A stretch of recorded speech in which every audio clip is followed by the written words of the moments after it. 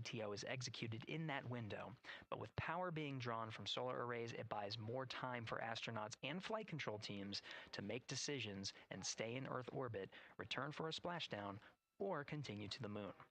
The Artemis 2 crew and flight control teams are well trained on all of these scenarios, and the calls you'll hear to the crew on Orion to Earth may help them be in a ready state for whatever challenge may come their way. At this time, we're not tracking any significant issues here in mission control in Houston, Texas. That would be showstoppers for today's launch. We're continuing to, of course, monitor the countdown along the way MS1, and make sure all systems are go for when we reach T0. With that, I'll send it back to you, Megan, at the Kennedy Space Center. All right, we are ready for another reading if you are ready over there. Yes, sir. CBA is steady at 2,600 PSI. All right, copy that. And you know, the more times we ask you to do that, the closer we get to launch, so that's a good thing. Copy. You heard it there from NASA Test Director Jeff Spaulding. The more that they keep on asking her how the pressure is holding in the counterbalance assembly mechanism is a good thing, because it means we are getting closer to launch. So that's amazing news over the loops that we just heard on Orion to Earth 1. Again, that communication channel with the crew. But now I want to get back over to Daryl with the launch team. He has an update now on the flight termination system that the team was tracking. All right. Thank you very much, Megan. And we're getting an update now from the launch team as we speak.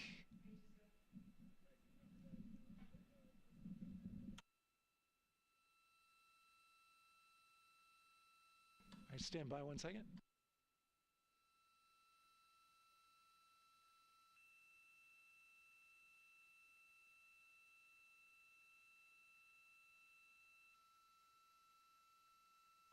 Okay. Sorry about that. We're just getting an update, in fact, about what I was about to report out on the range. And the good news is the range is go.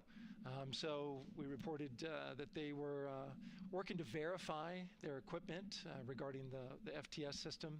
And they asked for a little of that verification work to be done by one of the FTS engineers here in the firing room. He went out to the VAB to get some legacy hardware to help out with it. But in the end, this is a fix that the range had come up with to get clearance, to clear the range rather, and to as well work the FTS system. And so now they are go. Again, the range is go. That is no longer a constraint. And so you combine that with the fact that the rocket and the ground systems here also working, no constraints, clear board here is great news. So again, the range is green, and we're continuing to work through the countdown. We got a weather update that came in to the launch director from Launch Weather Officer Mark Berger. He reported out that there's still a little bit of feisty weather activity that's happening up in the Titusville area. That's the city neighboring the Kennedy Space Center. Those showers had passed over Kennedy, and then now they're currently over in Titusville, currently still within that mile kind of constraint of flight through precipitation rule. But we're still far enough from the window that it looks like it won't be an issue. And in fact, we're seeing some good sunlight now breaking through onto the launch pad. As you can see, it's actually shining on the other side of the rocket here. But to the west, we're starting to see some of that clearing that was forecast. And so the launch weather officer held his forecast for 80% go for flight during our launch window tonight, which, as a reminder, is 6:24 p.m. Eastern Time until 8:24 p.m. Eastern Time.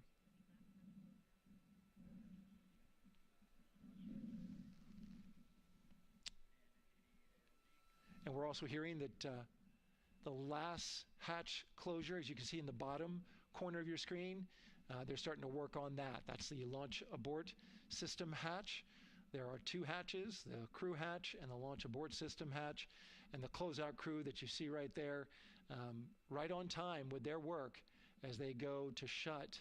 And you can see it in motion right now that launch abort system hatch.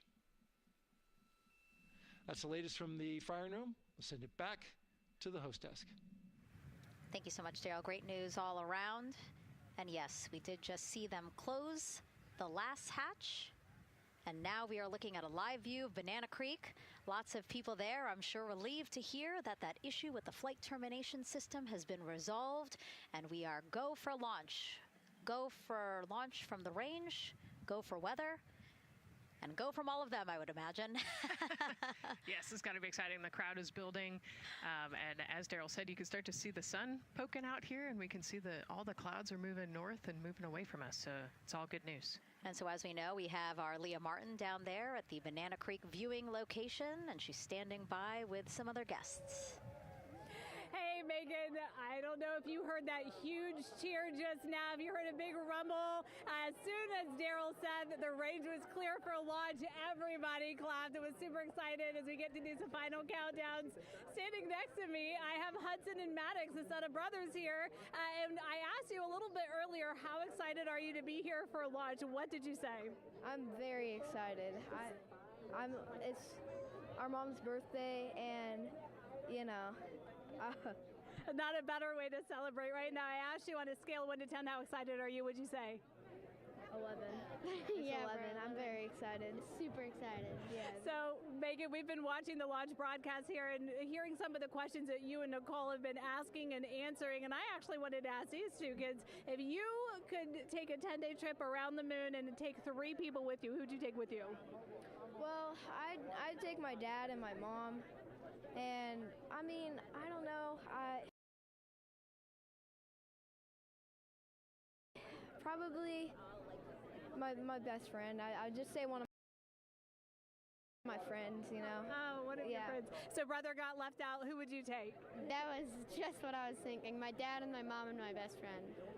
That's a pretty good answer. Your brother can get his own trip to space, right? Yeah. So I'm actually joined here also by Dad. Now, you were sharing with me that a lot of the work that you've been doing over the last several months has been prepping the launch teams, our engineering teams, our ground systems teams to get ready for launch, to be mindful and to be in this moment. How does it feel to be standing here knowing that the people you've worked so closely with are doing what they're passionate about, or doing what they were born to do, moments away from launching this rocket?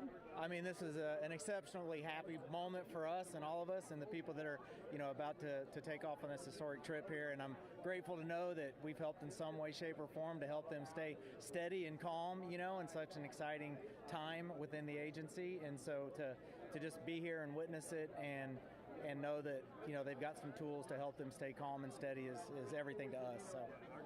Fantastic. Well, Megan, we are standing by ready to go, and we're ready to cheer this team on. Thanks so much, guys. And yes, Leo, we did hear that cheer. That was very exciting. I think the vibe over there is they're celebrating, they're having fun. And here, once they heard that we're go for launch, everybody had to run back to the camera and work. It's a little bit of a different vibe, but I definitely think that people are excited, especially as we see now live inside of the White Room at the launch pad. The closeout crew has closed the launch abort system hatch. You saw there, we took it live. Took a lot of them, I think all of them, except for one. I think it took 3 or 4 of them to push that hatch door close.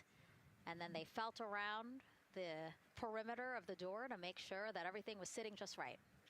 Right, yeah, we talked about how heavy the crew module hatch is. This hatch is just as heavy probably.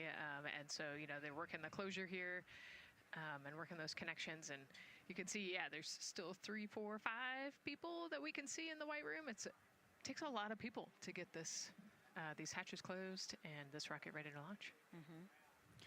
And so the next step in the countdown is that this team will start closing out the White Room. So basically disconnecting things, stowing things, making sure that when they leave, there is nothing that isn't supposed to be there.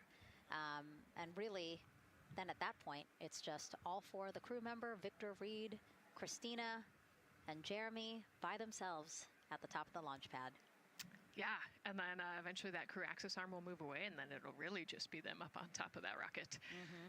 Yeah, your eyes lit up when I said that. That's exciting. It is. It is. Yeah, we had a moment, we talked a little bit about my fear of heights, but most of our crew is afraid of heights. And so there was a moment where I realized that it was just us, 100 and some odd feet up and no crew access arm, and may or may not have said something that made everybody go, huh. Were you wondering to yourself, how did I get here? We're pretty far up. That crew, again, bringing that drag-on camera. That camera is a handheld camera that is a live look for teams who are remotely watching these operations closely. Again, verifying that things are as they should be before the crew starts, the closeout crew starts leaving the white room. You see them checking their procedures. You can see they're covering the ends of those hoses. That's to protect those hoses from FOD. So we don't want any dirt or anything to get into those while we transport them and stow them. So you can see Andre there working to close out the hoses as well while they're cleaning up the white room. And so they'll tape that close. You just saw number 5. Number 5 holding some tools. Again, we'll stow those away. You have to account for everything. Obviously, they did have tools out. They did have procedures, paper, notes out. Like, all of that has to go. Yes, and you can even see on number 3's hat, he's got a string that's connected to his suit there. Mm-hmm. That's, again, just to make sure that we don't lose anything. If, gust of wind or you get knocked or something, you don't want to lose a single thing in the white room. So everything is tethered, everything is accounted for, and everything is protected. The crew now, another live view of them inside Orion. On the left, Jeremy, the right Christina. side of your screen. What do you think they're thinking right now, Nicole? And Reed and man, Victor just over an hour on the to launch. The right side of your screen. There's probably a little bit of a lull right now. Just over an hour to launch. You can see Reed's got his feet crossed. Probably a little bit of a lull right now. Trying to relax. Monitoring some systems, past the time. You can see Reed's got his feet crossed. Thinking through, I think just trying to relax the items that they're going to monitor through the launch.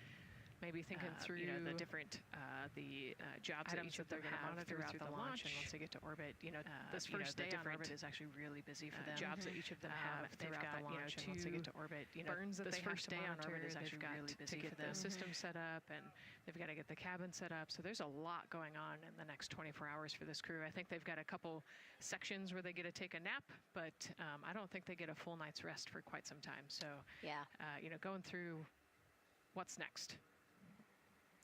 And so as we say that, I mean, imagine what it would be like to live in a spacecraft for 10 days.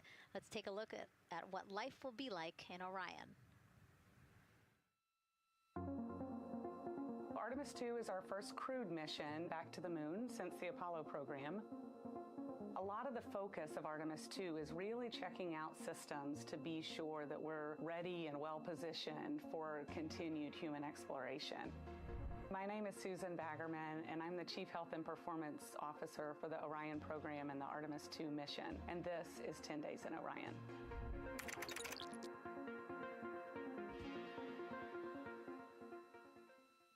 For this mission, the crew will launch in the Orion spacecraft on top of the Space Launch System rocket, or the SLS rocket. Once they've launched and achieved orbit, they'll continue on checking out many of the different critical Orion systems, check out some of the critical medical systems, and be sure that we understand how the crew would do that successfully within the volume of Orion. We also have, of course, systems to feed the crew. They have a potable water dispenser that they'll check out. And then we also have a food warmer, kind of looks like a suitcase that the crew can use to heat their food. They're also going to check out the flight wheel system. We'll have the crew perform some initial exercises. Part of that is to ensure that the flight wheel is actually working, but part of it is actually to be sure that our environmental control systems are actually working. For sleeping, the crew will sleep in sleeping bags. Some crew members like to be very tightly bound up, and some like to float very free. They'll use the toilet for the first time and be sure that it's able to flush. While they're on their journey, they'll do some testing that they quickly don their suit just to be sure that we would be ready in the future for an emergency. They'll also check out our radiation shelter. If we were to have a solar particle event, we would be asking them to take stowage out of the stowage bay and put it in some specific locations on the vehicle, basically for it to serve as shielding.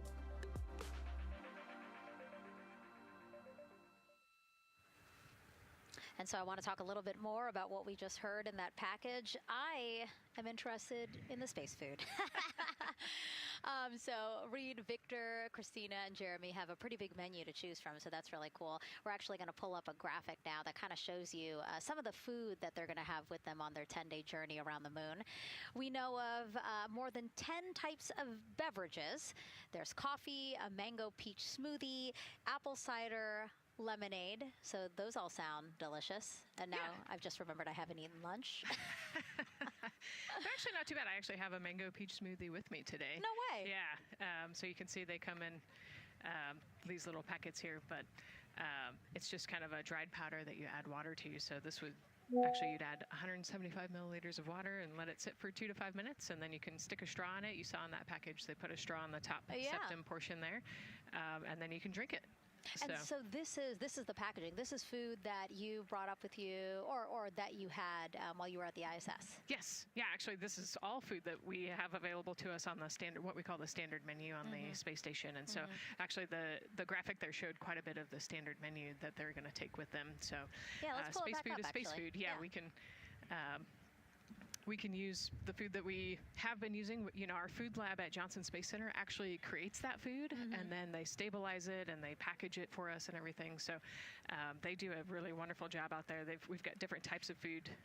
You know, you can see I've got this is a soup, tomato basil soup. So thermal stabilized. It's already hydrated, so you just throw it in that food warmer that we talked about, and then you can eat it. But then we also I have some shrimp cocktail here that's you know, irradiated, so it's in a package that protects it. I'll show you. I've got a brownie too. That's probably my favorite one. But are we eating it? We might, if you're. Yes. Look, see, they want us to eat. I don't know what happened, but it worked out. Yeah. With what we were saying here. So it's in an outer package to help protect it against, you know, radiation, and then it's in this inner package. And so this cosmic brownie, actually, the trick, Ann McLean, my crewmate, taught me. The trick is you got to put this in the food warmer and get it nice and warm. Ooh. And then you can get it. But so what we do is we just take scissors and you open it up, and then it comes right out. So these brownies are nice because they don't have a ton of crumbs, and so you can actually just eat it pretty easily in space. You know, if you imagine, that would not happen in space. It would not fall. But yeah, so we've got all sorts of things that you can actually eat. The menu's pretty good and pretty diverse on the space station, and then as you saw, pretty diverse for Orion. Nice. Yeah, that's amazing. And again, here's a look at the crowd that's starting to continue to grow here as we get closer and closer to launch. We are now under an hour from the opening of our 2-hour launch window at 6:24 p.m. Eastern Time. And so let's take some questions from social media. We haven't taken some of those for a while. You put that brownie away, Nicole, or I'm going to steal it. Nicole, we have another celebrity who submitted a question. Let's take a look. Okay. A quick question for the Artemis crew. What food from Earth would you bring with you into space? And why would it be lasagna? Because that's the greatest food. Again, not really a question. Yeah. Because he was like, it's lasagna. It's got to be lasagna. You know, there is lasagna on Space Station, and it wasn't too bad. Probably not my favorite food of all, but yeah, lasagna's not a bad option. It's a high-calorie meal. If you're trying to, you know, carb load for a spacewalk or something, it's a great option. Yeah, I remember Christina saying that her favorite food on the menu, and actually, she was saying that she was getting in trouble because people kept on saying, you can't eat mac and cheese every day, Christina. You know, we mentioned the mac and cheese and brisket earlier. Man, I would put those two on a tortilla. That would be great. That sounds delicious, delicious. Well, thank you so much, everyone, for sending in those questions. For everyone from a 5-year-old that we got a question from to all the way to Roy Woods Jr. there, a comedian. So thank you so much.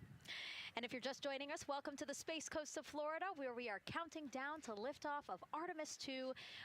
You see a beautiful aerial shot there of our rocket on the pad.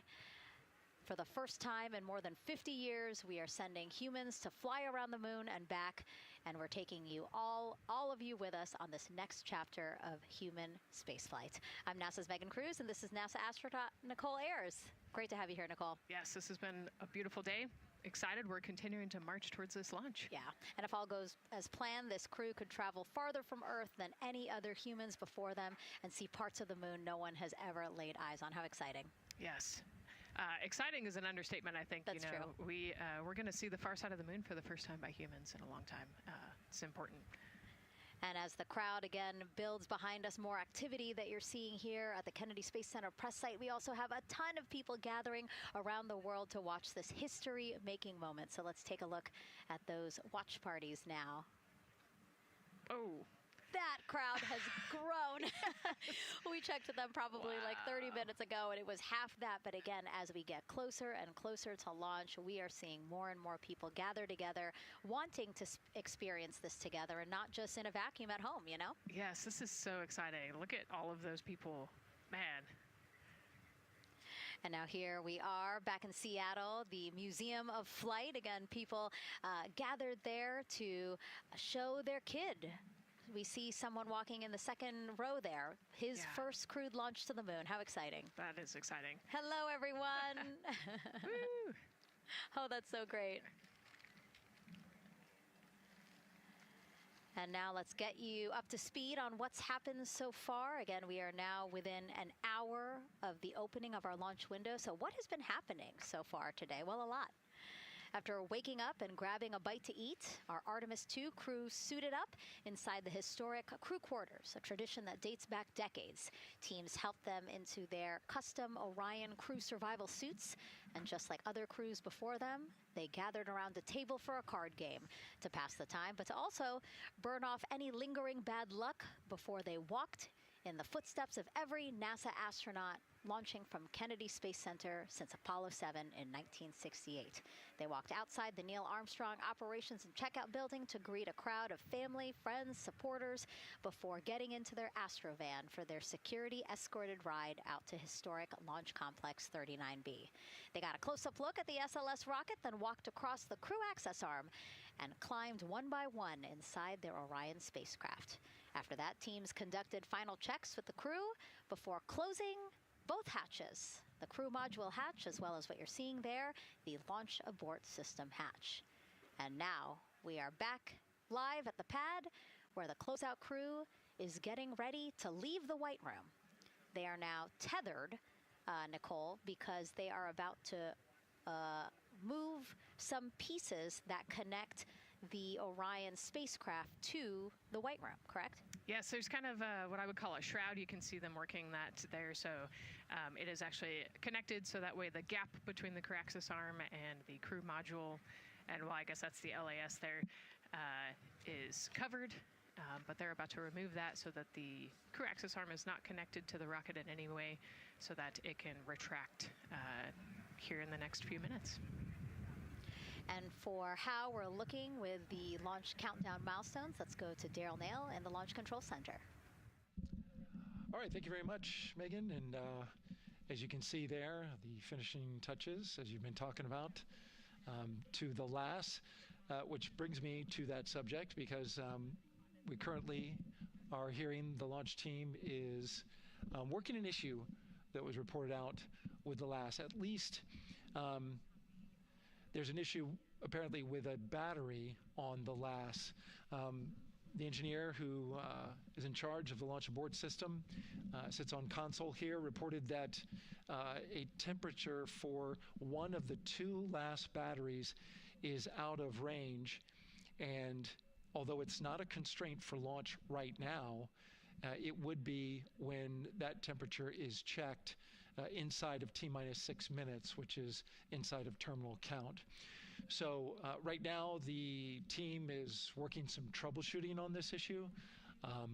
Going to follow, of course, along closely with what they learn. But again, a battery temp for one of the two batteries on the LAS is out of spec, and the team is working to understand, first of all, whether or not this may be a sensor issue, or is there an issue with the battery itself. So again, looking into it, troubleshooting and researching as we speak. With regards to the weather, we did get some good news there. Launch Weather Officer Mark Berger reporting to the launch director that the weather chances have now improved for the window. We are up to 90% go, which is great news. Again, 90% go. That is up from the 80% that we started when we had the first weather forecasts come out officially 3 days ago. And so that is great. And for anybody who's here in the launch area knows that is certainly viewable. They can see that by just looking up. So we're getting some good clearing as forecast. And then just a reminder for those people who are watching the launch from the nearby area that if you're watching on an internet-enabled device, just remember that there may be a little bit of a delay. Can't tell you how much of a delay, but since it's on an internet device, sometimes this broadcast might be a little behind what you're actually seeing. So just keep that in mind as you are watching. Don't wait to the last second to run outside if you're inside your RV or your camper or your house. That's the latest here from the firing room. Of course, we'll keep track of that last battery issue. We'll send it back now to Megan and Nicole at the host desk. Two of them there had to be tethered to the inside of the white room, because obviously now we have detached the white room from the Orion spacecraft. Yes, that view is quite something. Yeah, spectacular. Yep. Oh no, I'm sorry, I forgot. Nicole's scared of heights. An astronaut afraid of heights is actually not uncommon, as we've learned today.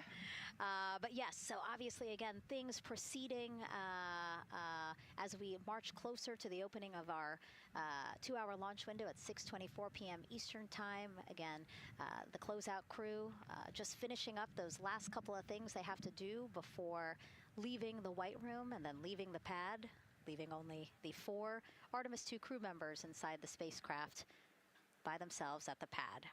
Yeah, and then we'll be curious to follow the battery issue on the LAS as well. I think sometimes it's just a sensor issue, sometimes it's a battery issue. So hopefully they figure that out quickly. Mm-hmm. And so if we can take a shot of the crew inside the capsule, if one's available, why don't we talk a little bit more about each of them? So we have Artemis 2 Commander Reed Wiseman, Baltimore native, and he's actually, you see his feet in that shot there from inside Orion. He's been in space once before as flight engineer for Expedition 41 aboard the International Space Station from May through November 2014. During the 165-day mission, Reed and his crewmates completed more than 300 science experiments in areas like human physiology, medicine, physical science, earth science, as well as astrophysics.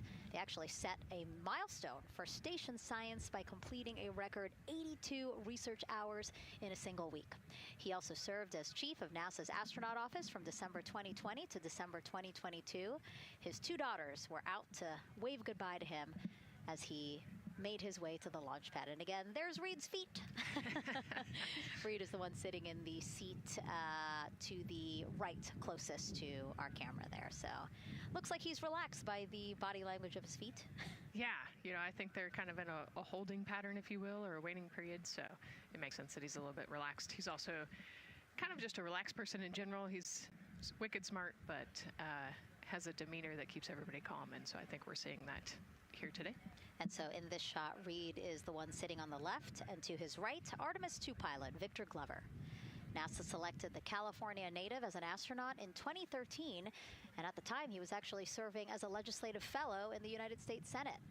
His first trip to space, November 2020, pilot of NASA's SpaceX Crew 1 mission. That was the first operational mission of NASA's Commercial Crew program, which resumed launching American rockets from American soil to the International Space Station since the end of the shuttle program. Victor is a U.S. Navy captain and naval aviator who served as a test pilot, racking up more than 3,500 flight hours in more than 40 different aircraft. So again, he probably feels pretty at home in the pilot seat of Artemis 2. Yeah, I think he does. He got to say goodbye to his wife and 4 kids.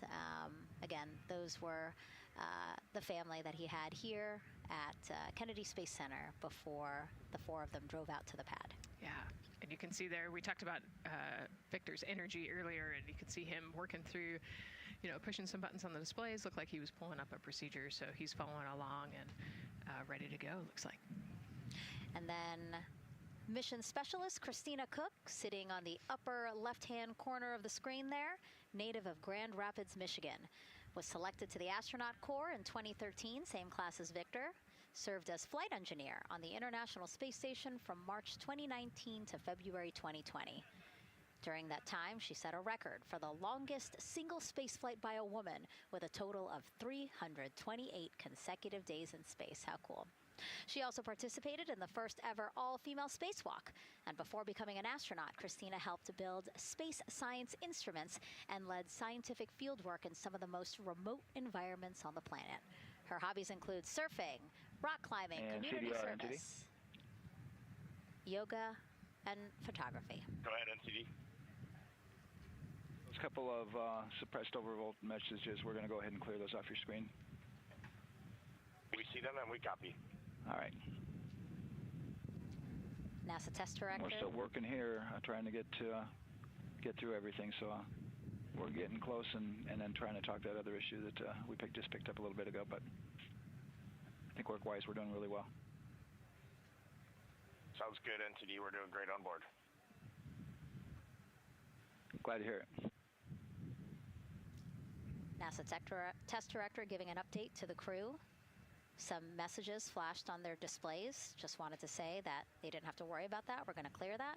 And that also just reassuring the crew, again, that they are tracking and working the issue with the launch abort system battery. Yeah. All right. And then first-time flyer, Canadian Space Agency astronaut Jeremy Hansen will fly to the moon as a mission specialist on the Artemis 2 mission. The London, Ontario native selected as an astronaut in 2009. After that, he worked as Capcom at NASA's Mission Control Center in Houston.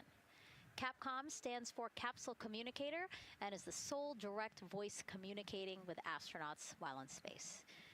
Jeremy also participated in training exercises, really cool ones, like living on the ocean floor off the coast of Florida to simulate deep space exploration for a week. In 2017, he became the first Canadian to lead a NASA astronaut class. He also enjoys getting out on a sailboat, rock climbing, and mountain biking. He has a wife and 3 children. And he's the one that you see bottom left-hand corner of your screen. I know, I'm trying to see what he's doing there.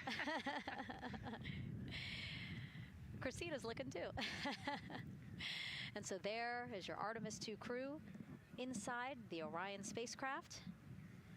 And this is actually the 7th time NASA astronauts will launch on a new NASA spacecraft designed for crew. And if you're wondering about the first 6 crewed test flights, here they are.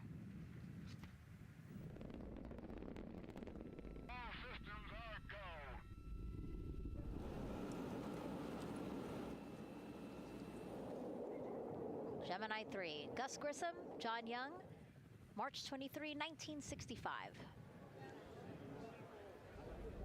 Ahí te cambió. Wally Schirra, Don Isley, Walt Cunningham, October 11th, 1968. Space Transportation System, or STS-1, John Young, Robert Crippen, April 12th, 1981. Then NASA SpaceX Demo 2, Doug Hurley, Bob Behnken, May 30th, 2020, followed by NASA's Boeing crew flight tests. Butch Wilmore, Sonny Williams, June 5th, 2024. And now,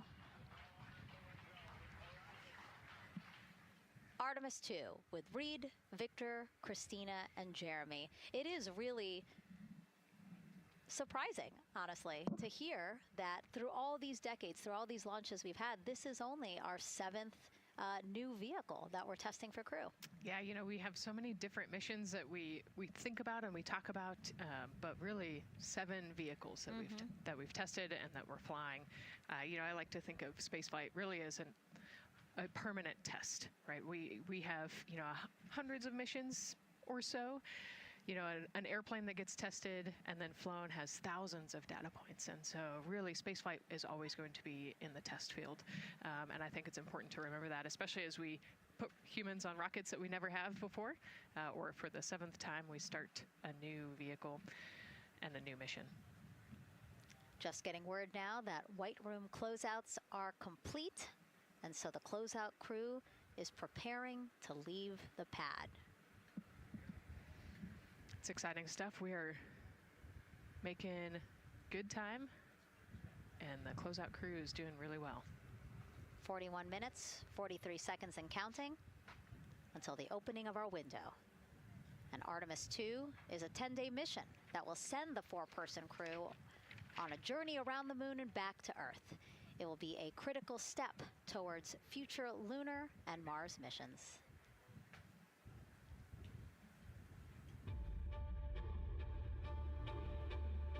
We're going back to the moon because it's the next step in our journey to Mars. We need to go explore the moon. There's vast regions of unexplored areas with the coldest, darkest places in our solar system.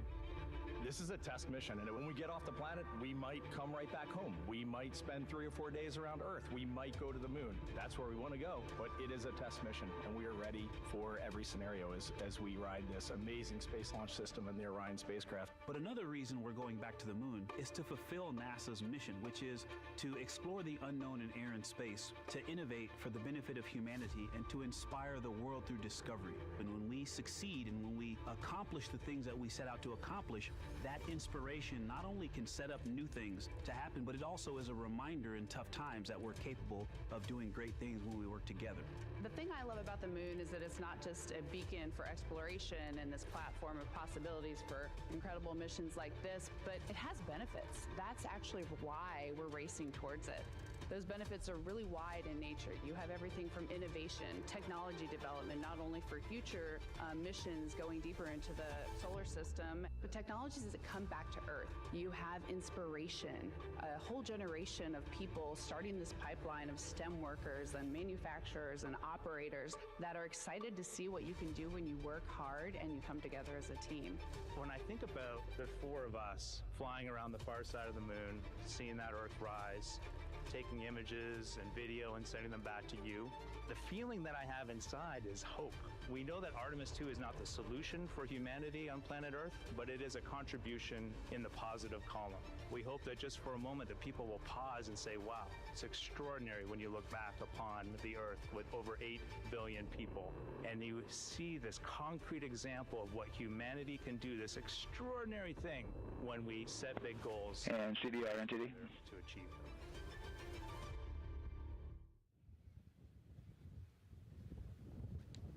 And so Mission Control Houston will control the flight of Orion after a liftoff here at Kennedy Space Center.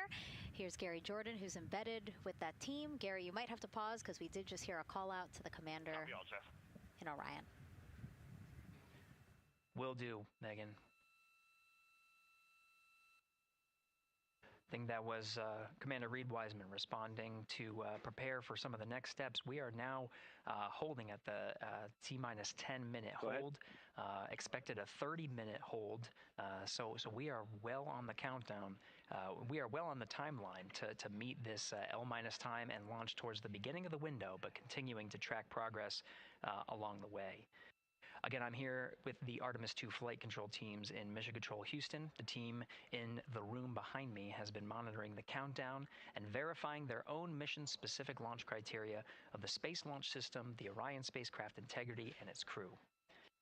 During the final poll before launch, if all looks good from each of the flight controllers in this room, Flight Director Judd Freeling will report a go for launch from Houston Flight. Upon liftoff, teams here take control of the mission and communicate with the crew while they fly on the Space Launch System. This phase of flight is highly dynamic, and each console position has a dedicated and important role of looking after critical systems. You'll hear calls from Capcom and NASA astronaut Stan Love in this room to the Artemis 2 crew as milestones are reached during the more than 8 minutes of powered flight on the core stage. Liftoff and ascent are just the beginning. This room will be staffed around the clock over the next 10 days to oversee every moment of the mission through splashdown. Here from the Johnson Space Center, we'll be streaming the mission live 24/7 so anyone can follow the crew's journey, take peeks inside the spacecraft, and share the experience of a lunar flyby with astronauts looking down at the moon's surface. Teams here have been rehearsing tirelessly in simulations to throw every conceivable and inconceivable scenario their way. We are ready and eager to begin the Artemis 2 mission. Still milestones to come as we continue the countdown, but we'll be right back with you during the ascent phase of today's flight. With that, Megan, I will send it back over to you at the Space Coast. So much, Gary. Under 37 minutes until the opening of our 2-hour launch window, 6:24 p.m. Eastern. I've never been more excited for a time. But why don't we send it back over to Megan Carter with the Moon Board to learn more about what happens after ascent.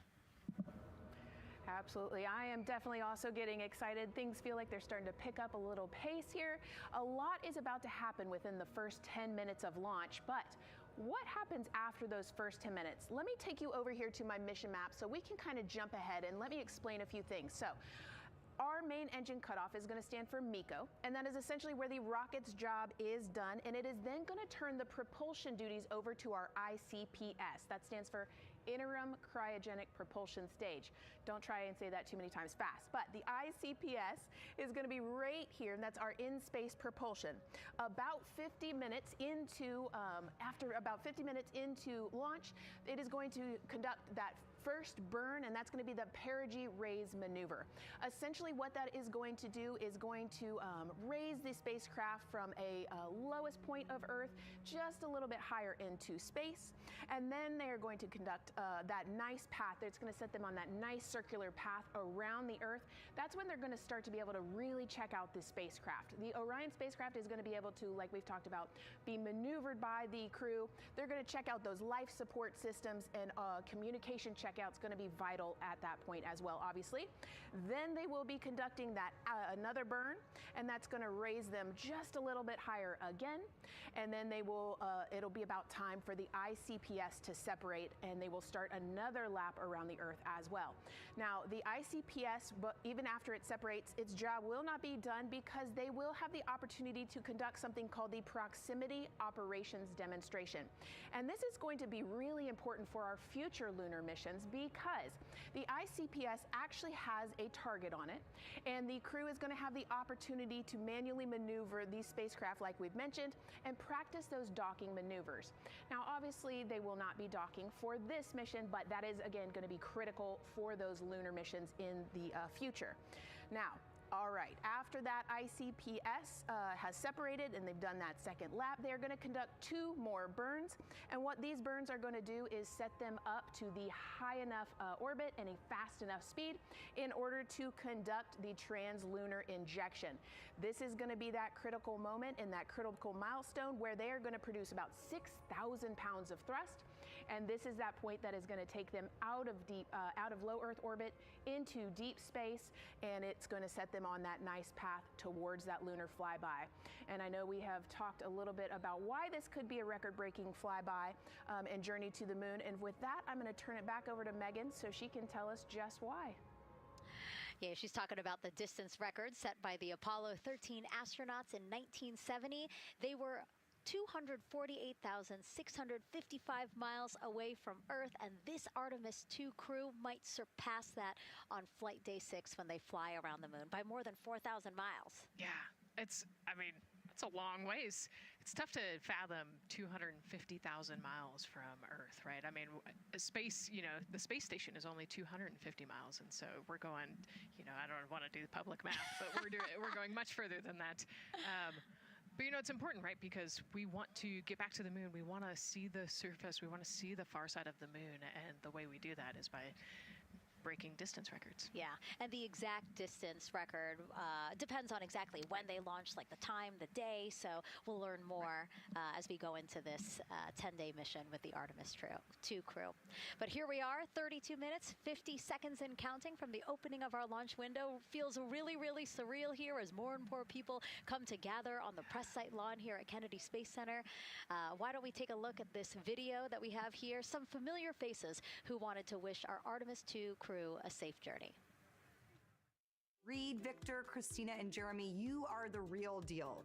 You're flying to the moon for all of us, and we are in awe. You're the true heroes. You are not just astronauts. You are pioneers, venturing deeper into the unknown. But you are not alone. We will be all cheering you on from planet Earth. Hey, I'm Victor Wembanyama, and I play basketball in the NBA. But I'm not only interested in shooting hoops. I'm also interested in shooting stars, dark matter, and all other types of astronomical phenomenon. And to the Artemis 2 astronauts who are shooting for the moon, I wish them good luck and Godspeed. Hi, everybody. I'm Ryan Gosling, and I play a biologist who goes to space to save the planet in the film Project Hail Mary. But the Artemis 2 astronauts are going to space for real, and they will travel farther from Earth than any humans in history. Sending all our best wishes to the Artemis 2 crew. I just want to say how proud I am of each of you and how inspired you make me. But it's not just about me. Your mission is going to inspire future generations of scientists, engineers, athletes, and dreamers to do something that they never thought possible. Hey, it's Roy Wood Jr., and I want to wish the Artemis 2 crew a happy and safe journey to the moon, well, around the moon, to go around. I know what you're doing. You got to look for a parking space. This is to go around the moon, make sure somewhere to park, and then you park journey. Good luck.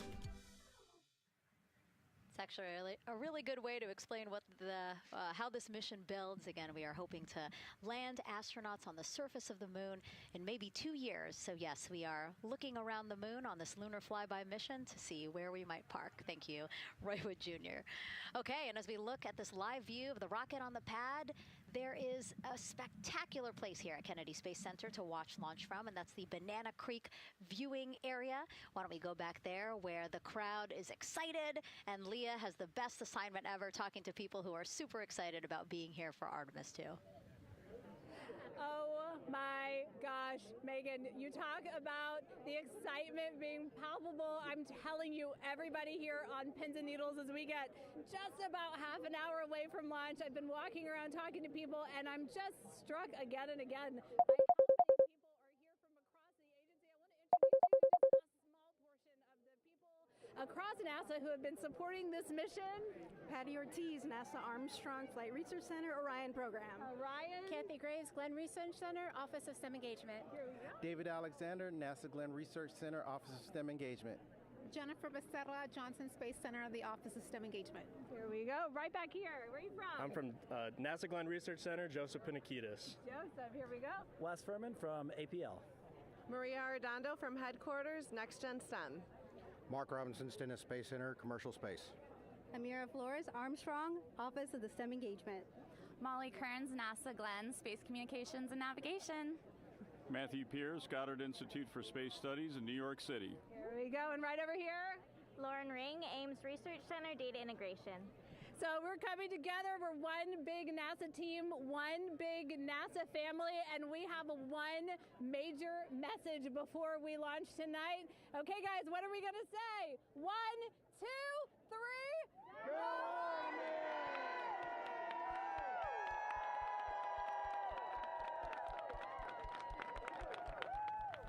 Oh my gosh. Oh my gosh, that made me so emotional. That was so inspiring to see. I mean, wow. Yeah, that was great.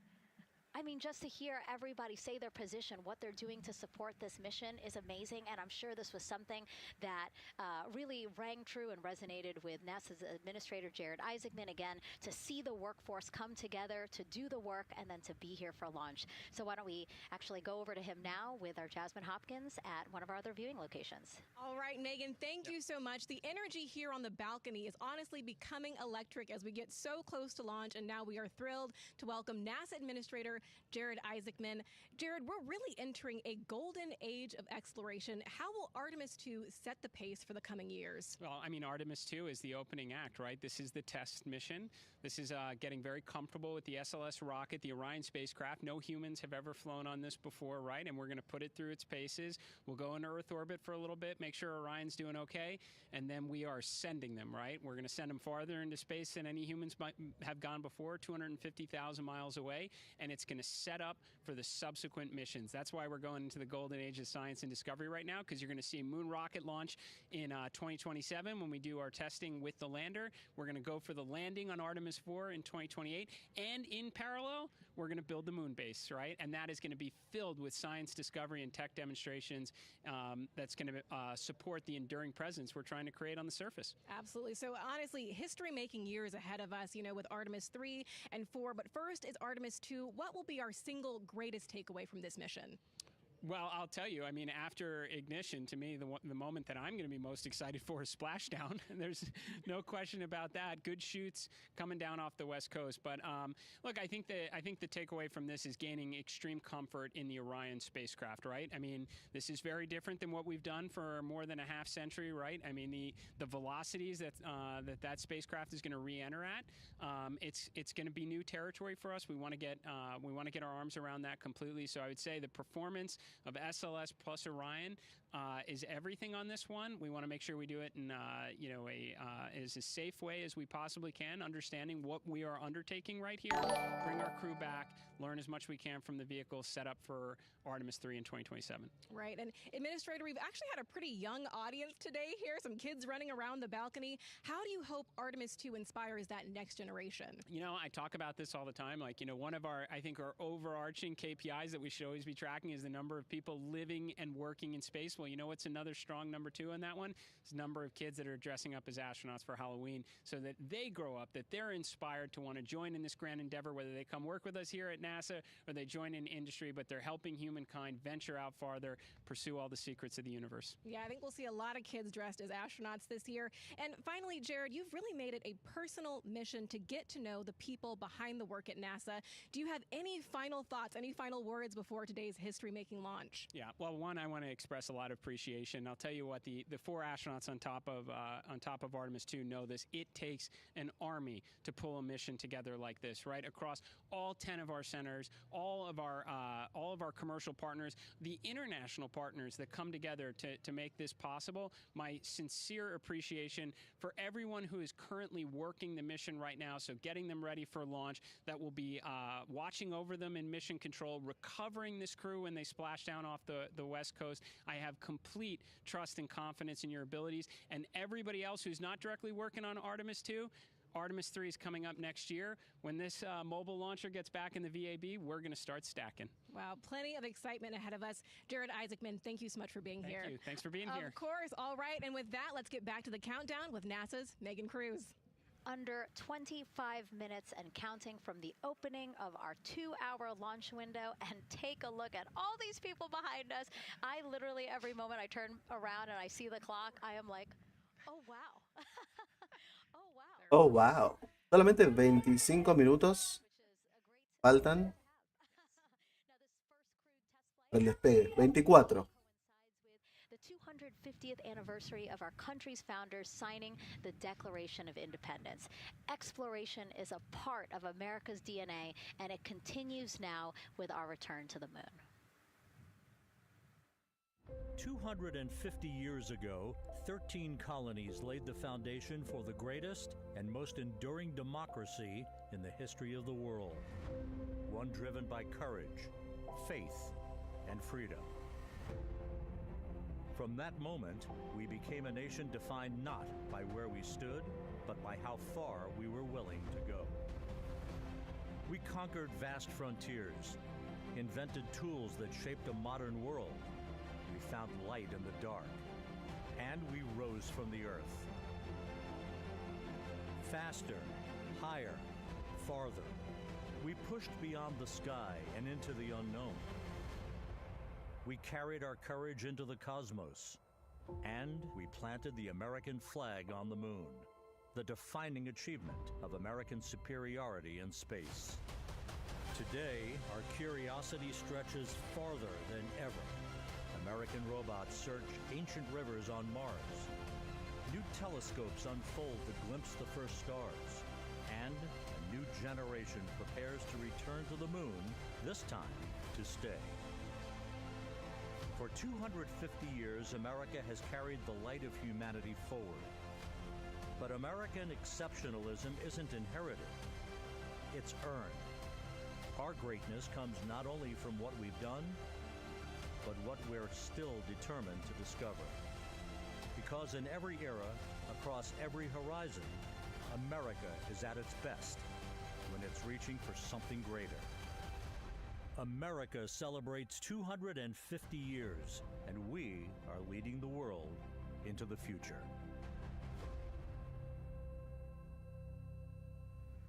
22 minutes, 15 seconds and counting from Artemis 2, 22 NASA's minutos y boldest test 15 flight in a segundos. generation. The crew has said this often, that they hope it inspires children around the world.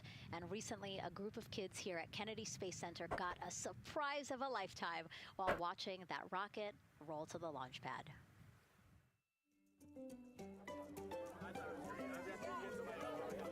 So tell me what color it is.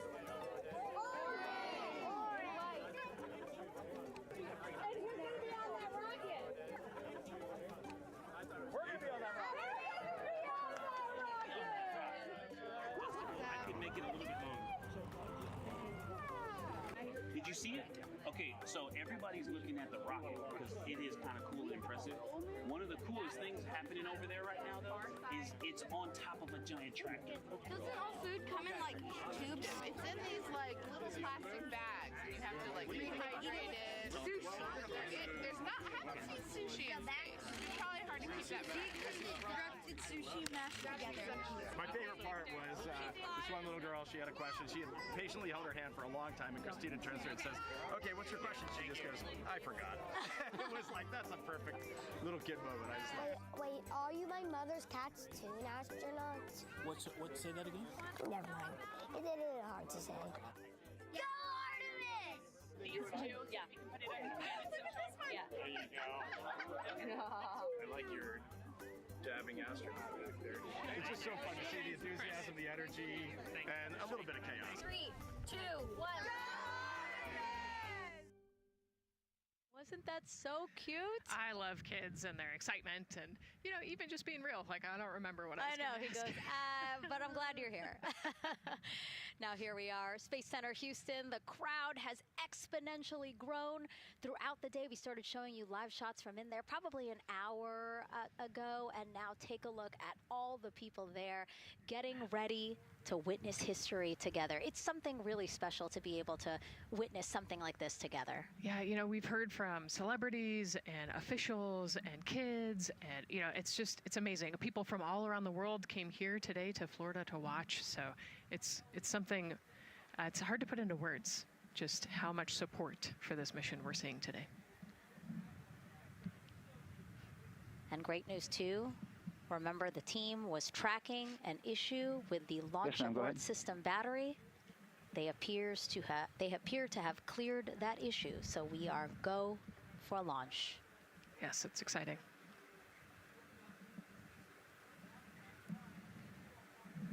U.S. Space and Rocket Center here, Huntsville, Alabama, waving to the Artemis 2 crew sitting right there inside Orion.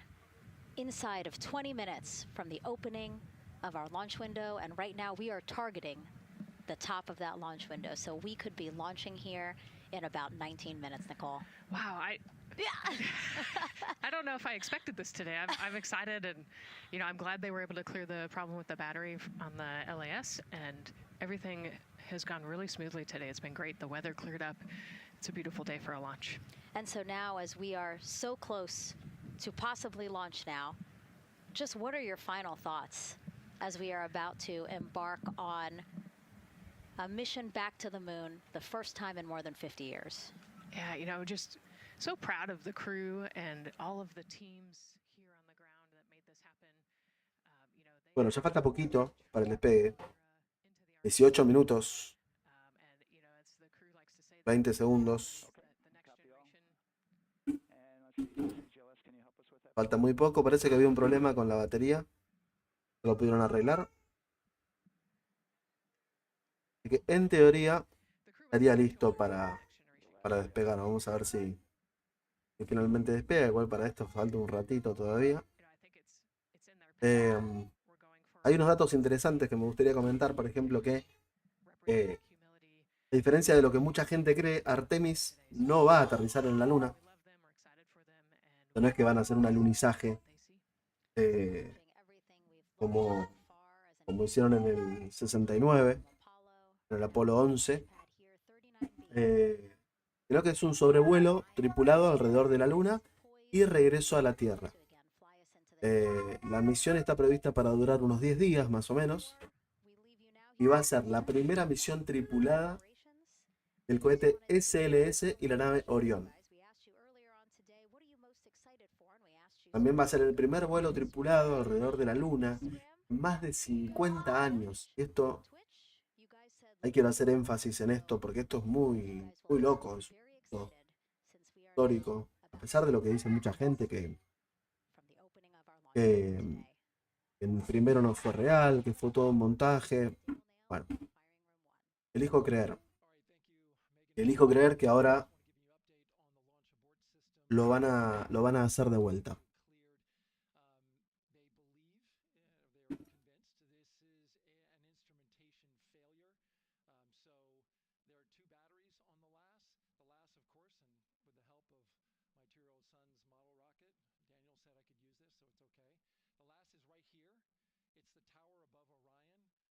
Parece que hay una falla instrumental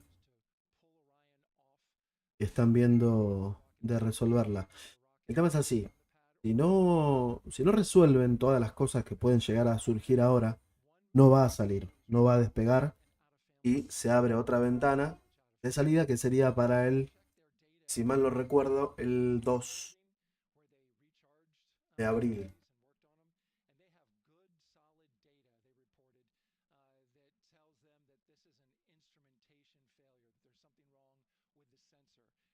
Hay varias ventanas de lanzamiento. Bueno, las fechas previstas son el 1, hoy obviamente, el 3, el 4, 5 y 6 de abril, además del 30 de abril del mismo mes. Dentro de ese rango, el 1 de abril aparece como el objetivo principal, que es hoy. Aunque todo va a depender de factores como el clima y el estado final de los sistemas, que era lo que estaba recién. 150 cutouts that are included for this 2-hour launch window. And that's important. They're in very small print. That's important because there's basically 16 minutes inside this window that they cannot launch. And these are because of small things flying in orbit. There's a lot more things in orbit than there were back in Artemis 1 when we had 35 to 40 cutouts. For that reason, because of these 156 cutouts, they're going to be managing the launch window as we go forward. So they may have to wait out one of these cutouts. They range in time between 2 seconds to 23 seconds, but you'll hear the NASA test director talk through that. We're getting ready to merge that loop from NASA test director Jeff Spaulding.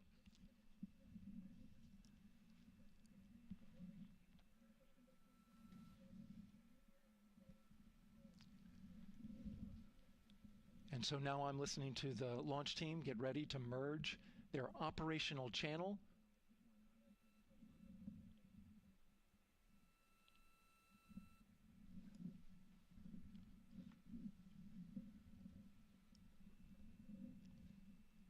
We're now entering one of the most consequential phases of launch day, and that's terminal count, the final 10 minutes. And OTC, NTD on 212 for comm check? Good comm. How me? I hear the same. STC? 2. GTC? GTC is on 212. All right, copy that. NASA Test Director Jeff Spaulding confirming communications with his team.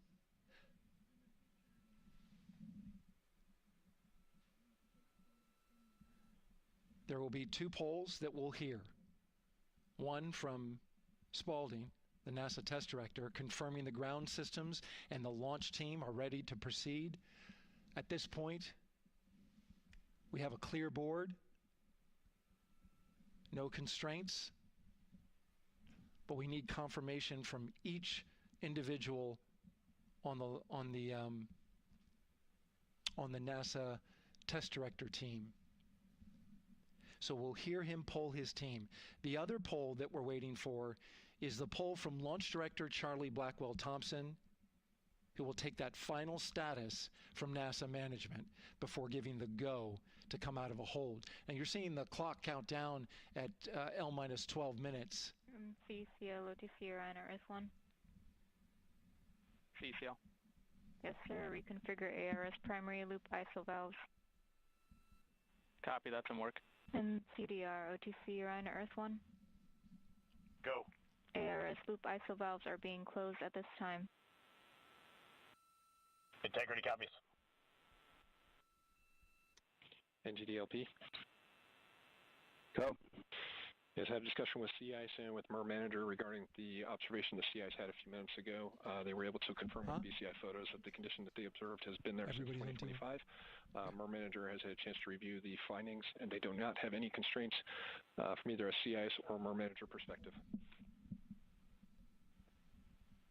Okay. Copy all. And Launch Director, NTD, you copy?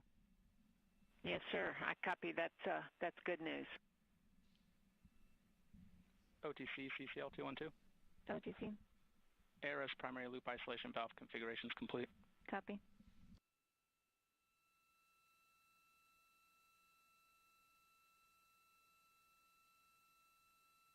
And CGLS NTD, cancel pending, please. GLS copies, and that's complete. All right, and for all personnel, we got a little bit more work to do before we pick up the clock, and we're about a little over a minute from getting to T-minus 10 minutes, but we've canceled the resume time there, and then we'll pick it up after we get through all of our work and anything else that we need to do to get through the remainder of count. So we'll continue working that to get to our T0 today. So when we get to about 50 seconds from now, we'll extend that hold. CVSE OTC. CVSE. 400, 290, looking to verify that we are configured for ascent. Yep, give me about 2 more minutes. I'm going to start CMA2 streaming. Copy. NTD COSE hold requested. Copy that. I have an LCC violation of O-CT-004, S-band transponder anomaly. This was a transient LCC violation, so transponder 1 had a demodulated SNR estimate that went down to 2 dBm when it should have been between 10 and 13. It is now back up to 12, but we did lose that for just a moment. It does not appear that we lost our bit sync or carrier lock, which would be indicative that we lost our lock with the vehicle. So at this point, recommendation would still be go. However, we do have a pre-planned contingency procedure if we want to look at that. But again, this is transient, so we're back in a nominal range. All right, let's see, LPE NTD. Yeah, we're not seeing that hit. So I guess the question for COSE, was that less than 3 samples? Is that below our persistence? Stand by, let me look. It did look like it did persist for several seconds on mine, but let me take a look at the number of samples. Could I get a repeat on the affected LCC, please? Yes, ma'am. That's going to be O-CT-004. Thank you.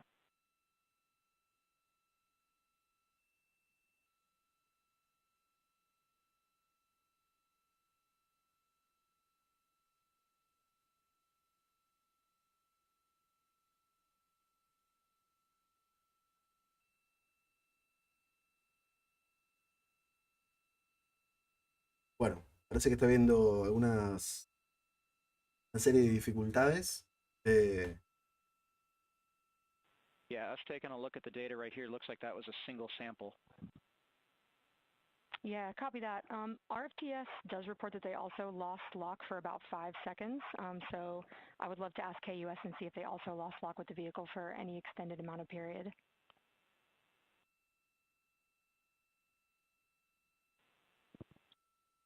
And COSE, while we're doing that, these are 1/10 hertz measurements, correct? So we would have had to lose it for over 10 seconds to get a second sample? Yes, sir, that's correct. It is 1/10 hertz. Yeah, so from our perspective, the allowance is effectively up to 30 seconds, up to 3 samples based on the 1/10 hertz. This is not an LCC violation, I believe. Yes, sir. I would agree with that at this point. Copy that. We're checking with KUS on 232. I don't think they have 212 access. We're trying to verify, but it sounds like they have a loss of lock as well. About 2 seconds. Okay. And I guess for both KUS and COSE, do we have lock now? That's affirmed. We do have lock for COSE.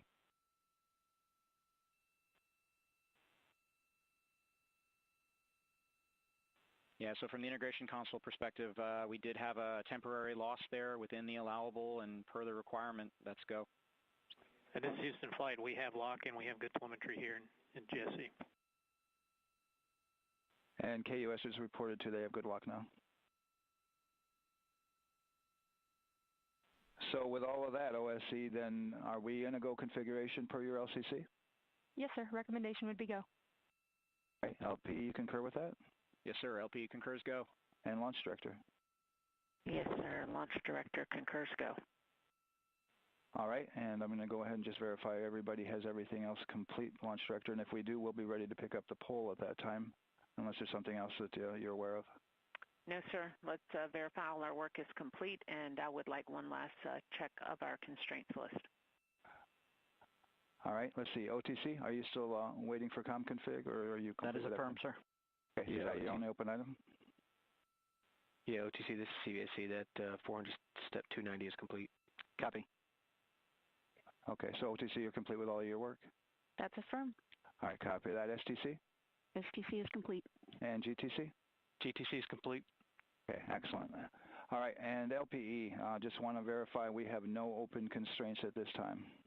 No open constraints. We have a clear board, sir. Okay, tracking the same here. And Launch Director, with that, we are clear and ready to pick up the launch readiness poll with your go. All right, sir. I am go for the poll. All right. And for all personnel, this is the NTD conducting the Artemis 2 launch readiness check. Verify ready to resume count and go for launch. OTC. OTC is go. STC. STC is go. GTC. C's go. MCO. Pueden aguantar CO's go. muchas horas más ahí. The safety console is go. LPE. LPE's go. RTD. RTD's go. Houston Flight. Houston Flight is go. ROC. ROC is go. And CDR. Crew is go. Copy that. Thank you, Reed. And Launch Director, NTD, our launch team is ready to proceed at this time. All right, NTD, I copy all. At this time, I'll perform my poll. Attention on the net. This is the Launch Director performing the final poll for launch, verifying no constraints, and go for launch. EGS, Program Chief Engineer. Artemis Chief Engineers are go. Copy, thank you. EGS, Chief Safety Officer. The Artemis CSOs are go. Copy, thank you. Range Weather. Launch weather is go. Thank you, LWO. And Artemis MMT Chair. MMT's go. Thank you, John. Chequeando And todos los Integrity sistemas. Launch Director. A ver si iba todo bien. Charlie PLT. Thank you, Charlie. This is Victor. We are going for our families. MS1. This is Christina. We are going for our teammates. MS2. This is Jeremy. We are going for all humanity. All right, Charlie, your Artemis 2 crew is go for launch. Full send. I copy that. Reed, Victor, Christina, and Jeremy. On this historic mission, you take with you the heart of this Artemis team, the daring spirit of the American people and our partners across the globe, and the hopes and dreams of a new generation. Good luck. Godspeed, Artemis 2. Let's go. Vamos, And NTD Launch Director. Go ahead, Launch Director. Yes, sir. You have a go to proceed with countdown. Copy that. I'll put it in work. CDR, NTD. Go. Figure risers and initiate short purge per your EPROC 10.1.1, steps 8 and 9. 10.1.1, 8 and 9 going to work. Copy. CVSC NTD, start and verify recordings of our Orion cameras. Copy. Okay. Well, there you heard it. RSR NTD. RSR. They're getting ready to start terminal count. ARM rotation enable at this time, please. It's currently at T-minus 10 minutes. Once we wrap up this last bit of work. SNA arm rotation enabled complete. We're going to start that clock. Copy that. Thank you. Integrity crew, close and lock visors.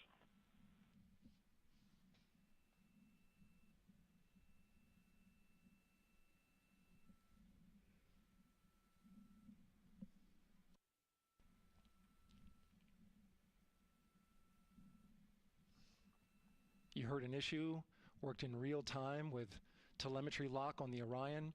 It was transitory, it was very short. They checked the data, confirmed that they had a good lock. This was with the S-band transmitter on the Orion. Worked through that issue, looked at the data, and cleared it. All with the world watching. Impressive work by the launch team. So we have a 2-hour window, which starts in just a few minutes at 6:24 p.m. Eastern Time and goes until 8:24 p.m. Eastern Time. And ECL NTD will be waiting for your verification on the short purge. ECL copies. And for all personnel, once we get that short purge verification, we'll verify that we are clear to go, and then we'll proceed with the terminal count.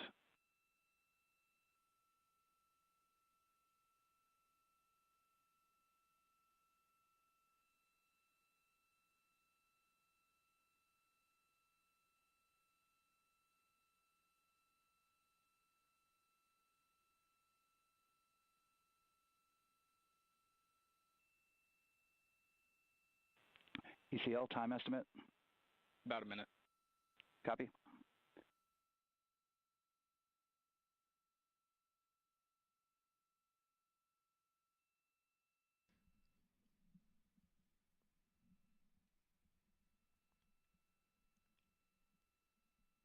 So we're going into the launch window, but not by much, it looks like. Just wrapping up some final work. And once that's completed, you'll hear NASA Test Director Jeff Spaulding ask for the ground launch sequencer operator to go ahead and start the clock. The ground launch sequencer is an application software. It runs on top of the launch control system in the firing room.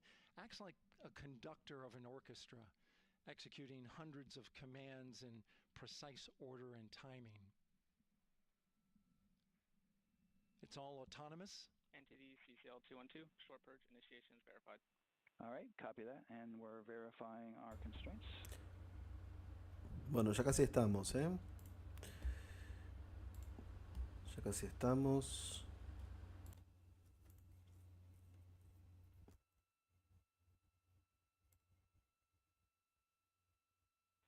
All right, and we're clear from cutouts. And with that, we're going to resume the clock momentarily. And CGLS, you can resume the clock on your mark. Bueno, van a establecer la cuenta atrás. 2, 1, mark. GLS mainline has Ahí va. been initiated. T-minus 10 minutes and counting. 10 minutos para el despegue. Acá sí estamos, ¿eh? And that begins terminal count. Our new T0 is 6:35 p.m. Eastern Time. 6:35 p.m. Eastern Time. We are now counting down to liftoff of Artemis 2.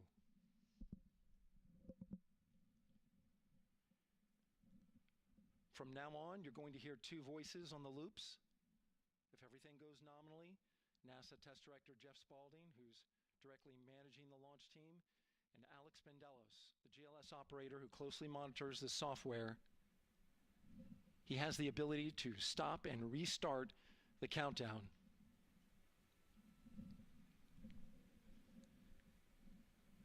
A lot of people ask about whether there's a launch button. There certainly is not. Flight and Rock, our new T0 is 22:35:12. Houston flight copies. Rock copies. 22:35:12. Affirm. There you heard confirmation of the exact T0, 6:35 and 12 seconds p.m. Eastern Time. Again, our T0 is 6:35 and 12 seconds p.m. Eastern Time. But as I was saying, there's no launch button. This is autonomous. But there is a button that keeps you from launching, and that button allows the GLS operator to pause the countdown outside of terminal count and during terminal count and submit a hold to the next holding point. So the clock won't stop right away. If there's an issue, we'll go to the next stable holding point. This is how GLS configures the rocket and ground systems to a stable point where they can stop the countdown if that's needed. But right now, we are counting down. Our next big milestone, looking to retract the crew access arm. GLS is go for crew access arm retract. And there you see the crew access arm moving away.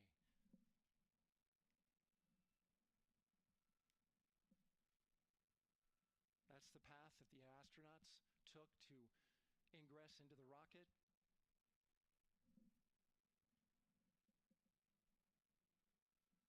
Until this point, that was their way off the Bueno, ahí están retirando la plataforma del cohete. Todo indicaría que va a despegar. Unas cosas que quería aclarar. Bueno, esto ya lo dije. No va a aterrizar en la Luna. Va a ser el primer vuelo tripulado de la Luna en más de 50 años. La tripulación está formada por Ray Wiseman, Victor Glover, Christina Koch y Jeremy Hansen. Y además se incluye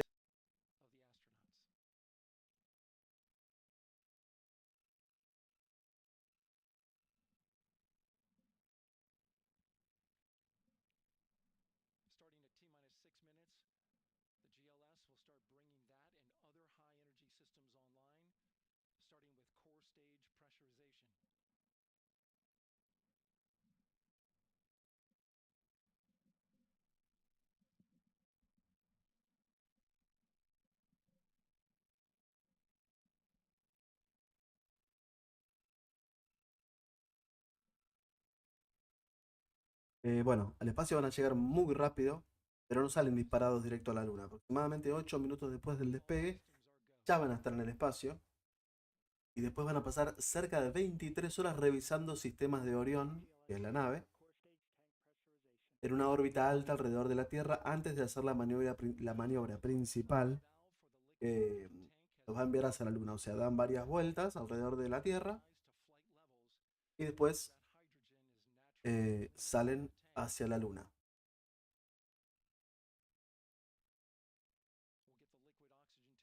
Pega desde la Launch Complex 39B del Kennedy Space Center. Desde esa plataforma salieron el Apolo 10, misiones de Skylab y Apollo Soyuz Test Project. La plataforma se va a inundar a propósito antes del despegue. Ya está inundada actualmente. Porque el sistema de supresión acústica libera una enorme cantidad de agua para proteger al vehículo del sonido y las vibraciones de sus propios motores.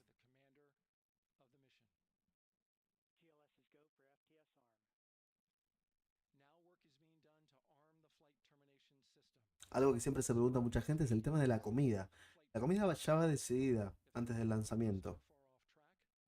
Artemis lleva un menú fijo preseleccionado, adaptado a las preferencias y necesidades nutricionales de cada astronauta, y no hay reabastecimiento de la misión. O sea, no es que pueden recibir más comida, no.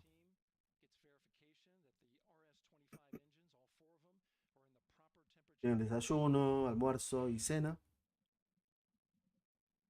Cada astronauta tiene 3 comidas por día y además dispone de 2 bebidas saborizadas por día que pueden incluir café. Esto se prepara como con un dispensador de agua y un calentador compacto. Los alimentos pueden, o sea, hay 3 formas. Tienen alimentos listos para comer, rehidratables o termoestabilizados o irradiados. O sea, esto es que los ponen en una maquinita, la maquinita los hidrata, es como que la comida empieza a tomar forma. Una solución, creo que es la mejor solución que encontraron para el tema de la comida.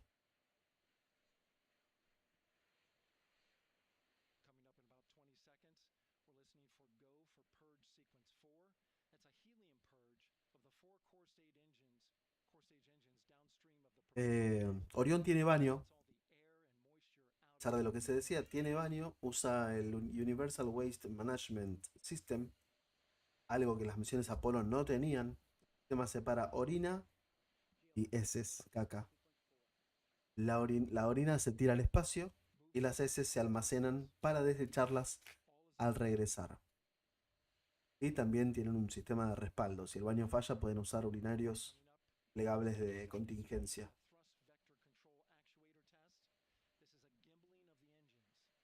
No se bañan como en la Tierra. Orión tiene una zona de higiene con privacidad y kits personales, pero no hay ducha.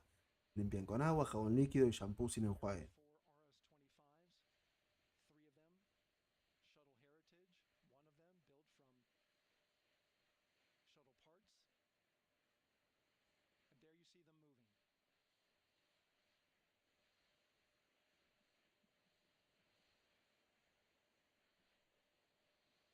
Por ahí están empezando a mover.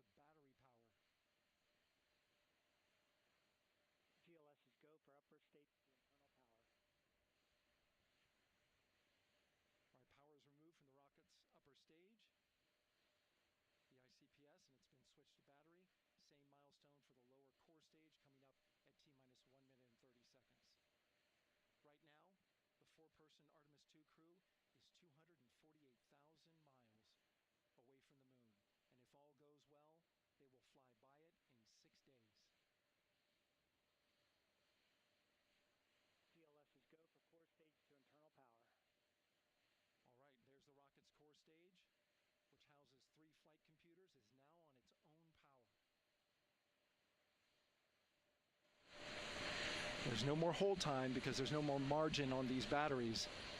So we would have to recycle back to T-minus 10 to recharge if we had a hold.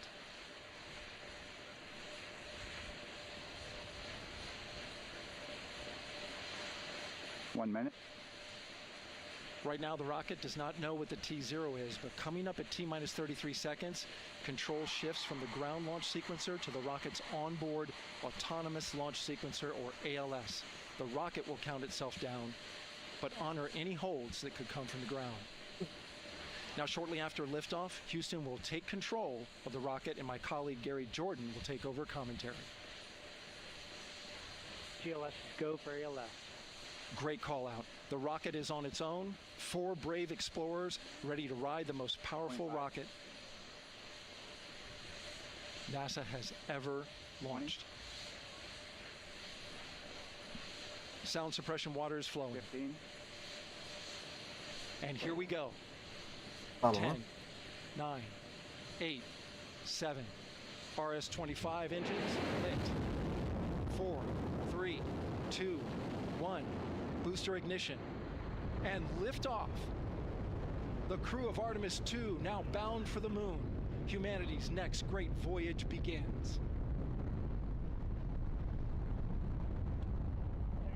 Good roll pitch. Roger, roll pitch. Houston now controlling the flight of Integrity on the Artemis 2 mission around the moon. Integrity, AMT high. AMT high. On time, passing 30 seconds into the flights. Integrity passes the alternate beacon. Target milestone. Mission Control Houston seeing good performance on the 4 main engines. Space Launch System core stage. Integrity, 3 miles in altitude. Traveling more than 1,200 miles per hour.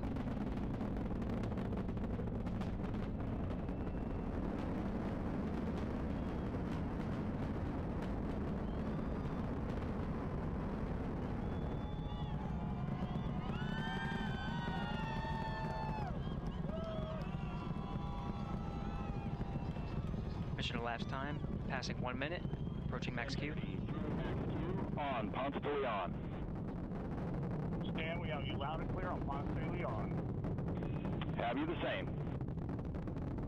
Communication signal transfer confirmed as Integrity and its crew go supersonic. Approaching 90 seconds into the Artemis 2 mission. Integrity is 14 miles in altitude, 8 miles downrange, traveling more than 20 2,600 miles per hour.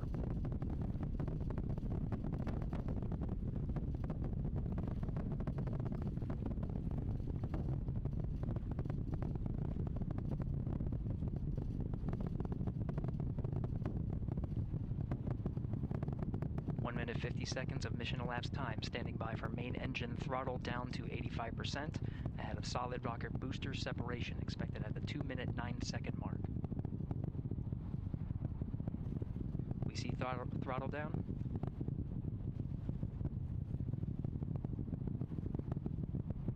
Confirmed separation.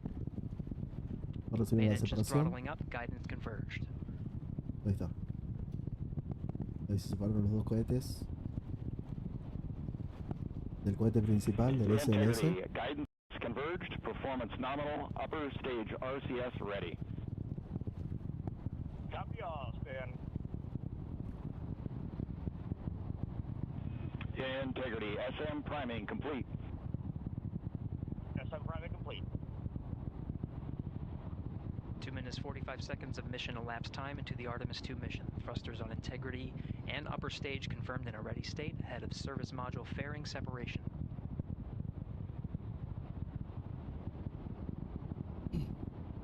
Minutes into the flight. Integrity 49 miles in altitude, 78 miles downrange, now passing 5,000 miles per hour. Bueno, ahí se separa otra de las partes. Es el procedimiento normal. Standing by for launch abort system jettison. Houston integrity, good last jettison, great view.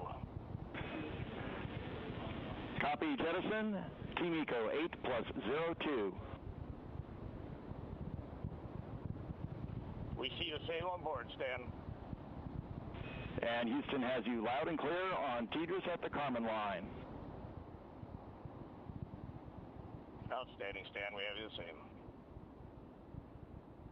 3 minutes 50 seconds into the flight of Artemis 2, Wiseman, Glover, Cook, and Hansen cross the boundary to space with good comm checks. GPS signals acquired after last jettison now working on internal checks to verify accuracy.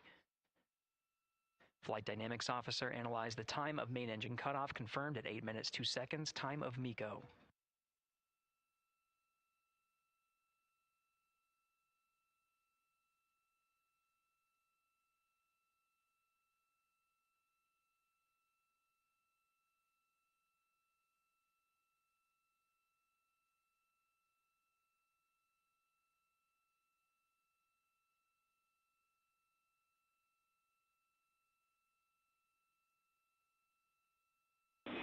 Integrity, GPS processing.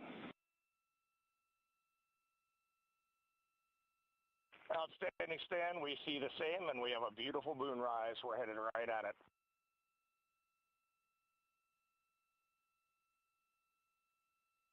Approaching 5 minutes into the flight, Commander Reed Wiseman confirms he has visuals of his destination. GPS guidance, navigation, and control software finishes internal checks and sends to navigation channels. Integrity, 3 engine press. 3 engine press. On time, now passing 5 minutes 20 seconds of mission elapsed time into the Artemis 2 mission. At this point, 3 good main engines are all that's needed to carry integrity to a nominal main engine cutoff target. Though at this time, we're seeing 4 good engines here in Mission Control Houston. Integrity, 75 miles in altitude, 330 miles downrange, approaching 10,000 miles per hour. Locura, ¿eh?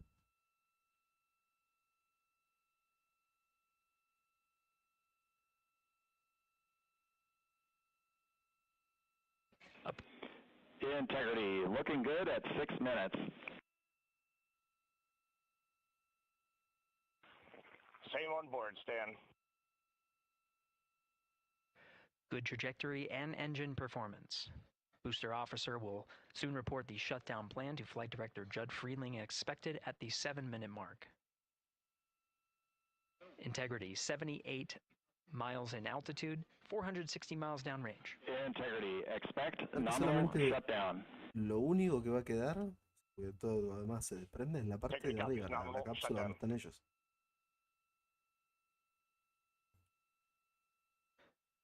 Six minutes 40 seconds of mission elapsed time. Shutdown plan is as expected. Again, the time of MECO was confirmed at 8 minutes 2 seconds into the flight.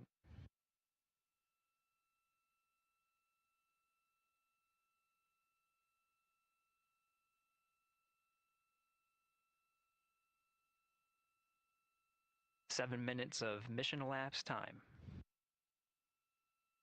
Pasaron 7 minutos desde que despegó. Throttling down as we approach the abort once around option. Milestone at the 7 minute 30 second mark.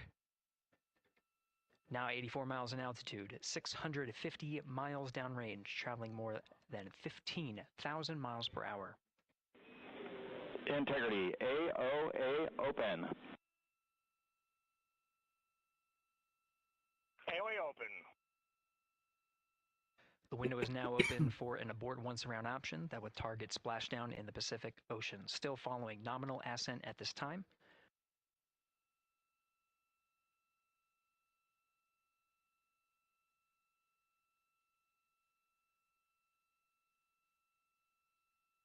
About 10 seconds remaining until the main engine cutoff of the Space Launch System core stage. Standing by for confirmation of MECO and core stage separation.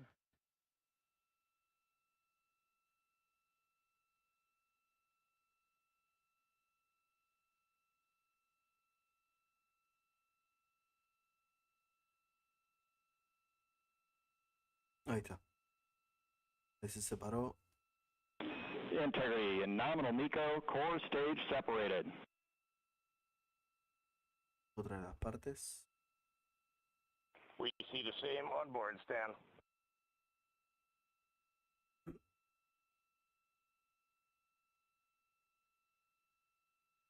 Eight minutes 40 seconds into the flight, we have a nominal main engine cutoff heading in the right trajectory on the way to swing around the moon. Core stage has separated, done its job. The Space Launch System upper stage, the Inner Rim Cryogenic Propulsion Stage, or ICPS, still attached to the Orion spacecraft. Y queda solamente esta parte.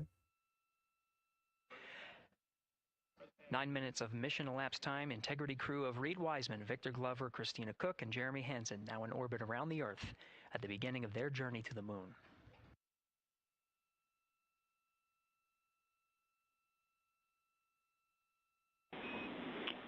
Integrity Houston, looking ahead to PRM numbers so far per the pad.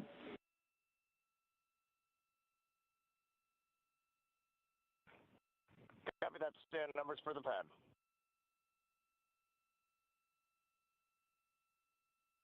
Capcom Stan Loves now reminding the crew that the perigee raise maneuver time of ignition is as expected prior to booster ignition. That time being 49 minutes 50 seconds of mission elapsed time.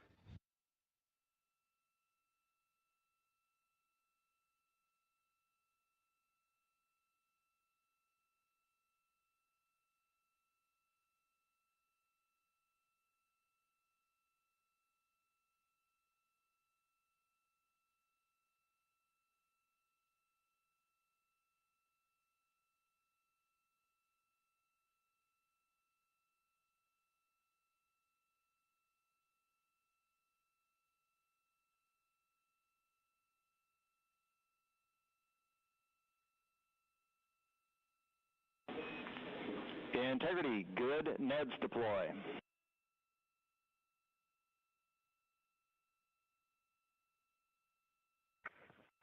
Copy that, Stan. Good, Neds.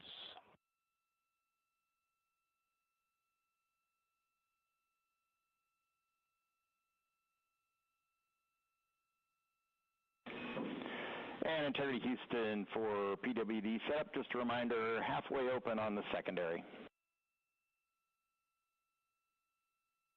We copy that, Stan. Halfway open.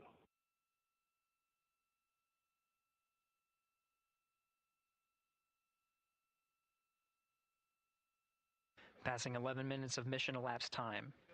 Here, overhearing the conversation between Capcom Stan Love and Commander Reed Wiseman, already passing some milestones. We have a good nozzle extension deployment system. that is confirmed. Complete. We also have the visors are confirmed up. Now past the dynamic phase of flight, that is ascent.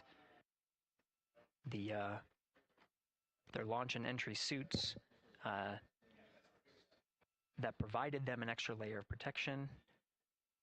Now not as needed. They're going to raise those visors.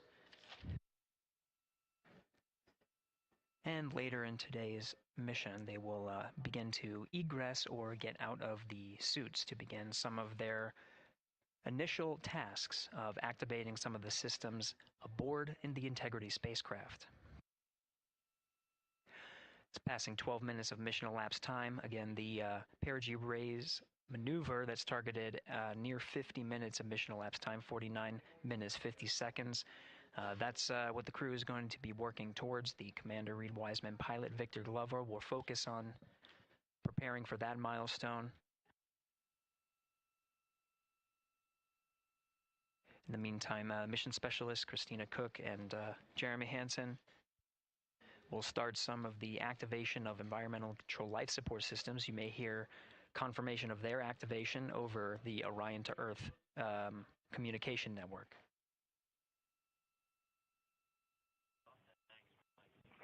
Houston, C3 aux power back in auto. Copy C3 aux, and we're 2 minutes to maneuver.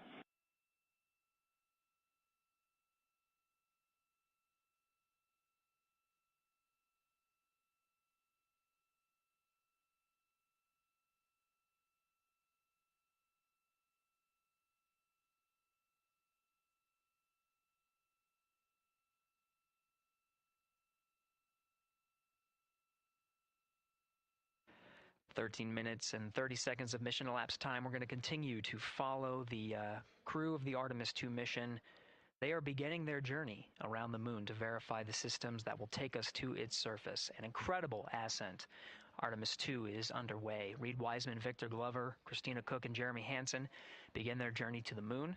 Still milestones to come up as we await solar array deploy and the critical burns that will get Integrity into high Earth orbit around the Earth before engines are fired to get us around the moon. We'll keep tabs on Integrity and its crew from here in Mission Control Houston. But for now, we're going to send it back to you, Megan and Nicole at the Kennedy Space Center. Very jealous to hear how the launch experience was over on the Space Coast. Yeah, Gary, if people are just joining us, welcome back to the Space Coast, where we just saw Artemis 2 lift off 14 minutes ago. And wow, what an amazing launch, and an emotional one, too. As soon as the rocket lifted off, Nicole, you had tears in your eyes, I had tears in my eyes, and we had all these people around us cheering. It was amazing. Yeah, the energy was wonderful. I mean, it was a beautiful launch. We've got 4 friends and family members headed to the moon. It's pretty amazing. Yeah, how does that make you feel as someone who, is an astronaut as well, but also, as you said, friends? Yeah, so proud of them. Man, we don't have the words in the English language to describe this kind of an event, and pride, love, so many emotions. They are truly breaking some barriers, and hopefully, as Gary just said, they've got a long day ahead of them, so wishing them well on everything. But so far, what a beautiful launch to watch. Yeah, to be returning to the lunar orbit in more than 50 years. Maybe they go farther from Earth than any other humans before them. Maybe they see parts of the moon that we've never seen before. I mean, what a great start to what could be all of these milestones that we break in just a 10-day mission. Yes, what a way to welcome in the Artemis generation. Yeah, how do you feel? I mean, we saw some beautiful shots we were covering of course, the rocket, of course, the Earth falling away as we continued up into our ascents, but also some of those crowd shots where we saw young and old, just emotional, overcome by this history-making moment. Man, we are going back to the moon for all, and we saw that today. We saw that in all the crowds. And yeah, you guys just saw that view, the sunrise or sunset, I guess. They just made it over the crest of the Earth, and you could see the sun peeking over. One of my favorite views from space. And I can't imagine what they're looking at now, and I can't wait to see what they're looking at in about 5 or 6 days. Yeah, and you know, I know a lot of people are like, you know what, I'm surprised this launched on the first try, because we know, like any little thing, we have to be keeping safety in mind, and we want to make sure we're ready to go. But we were ready to go, and I think it surprised a lot of people. What a wonderful surprise on this Wednesday evening. It did, you know, and it kind of surprised me as well. But you know, it's just a testament to the team here that has been working so hard on Artemis. You know, Artemis 1, we learned a ton of lessons. We learned a ton from the wet dress for Artemis 2. We were able to go in, fix those things. We even had a couple mishaps today, not mishaps, but a couple, you know, anomalies today that the team creatively came up with solutions for. It's just a testament to the teamwork that gets us to the moon. And so we can continue to watch Christina, Reed, Victor, and Jeremy on their way now to the moon in Earth's orbit and awaiting the next in-flight milestones, deploying Orion's solar arrays. So why don't we get back in with Mission Control and Gary.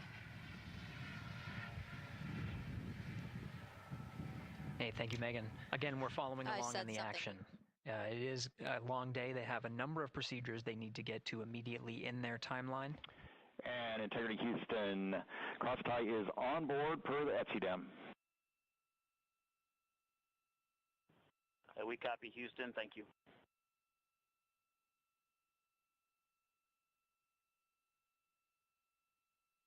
Crosstie referring to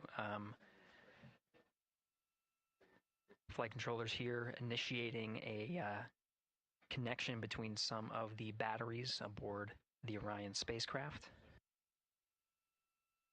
allowing for an even distribution of power. This is the flight control teams that took us through ascent of the Artemis 2 mission today.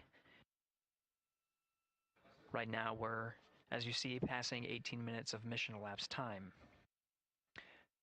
The Orion spacecraft integrity and the interim cryogenic propulsion system are maneuvering tail to sun. It is in this orientation, this attitude. Integrity anywhere it's on that momentary prop caution.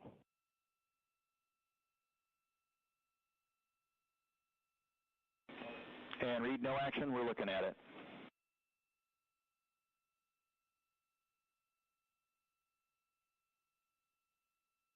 Commander Reed Wiseman verifying what is being routed to his displays aboard integrity. Propulsion engineer confirming that no action is needed at this time. They're pressing through with their nominal procedures to prepare for the perigee raise maneuver.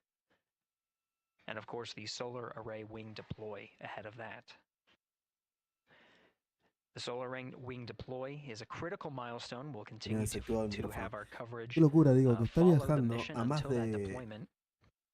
15, Successful launch is just the beginning. The a más de deployment of the solar 25.000 arrays and kilómetros por hora. successful confirmation Es una locura. that those solar array wings are drawing power is a significant milestone, and says to the flight control teams that we will continue on today's mission. Power needs to be drawn to continue through some of the next milestones.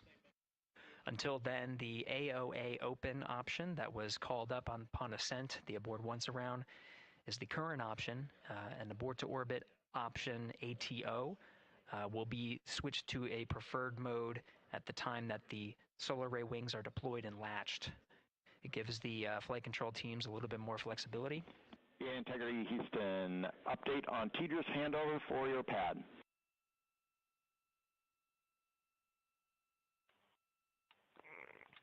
Give us just 1 minute. And Stan, you can read it. Ike is ready to copy.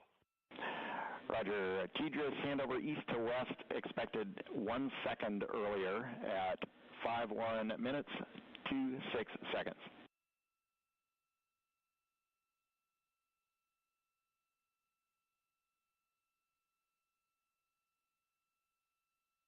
Bueno, en este momento el Artemis 2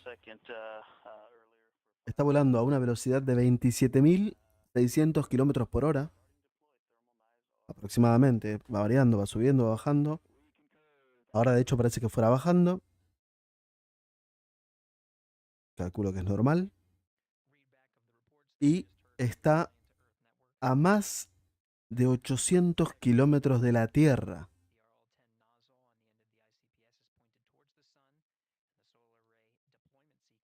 Bajando un poquito la velocidad del Artemis. No sé si calculo que eso entiendo que es normal. Creo que ahora lo que empieza a pasar es que se va a ir desplegando lo que sería los paneles solares.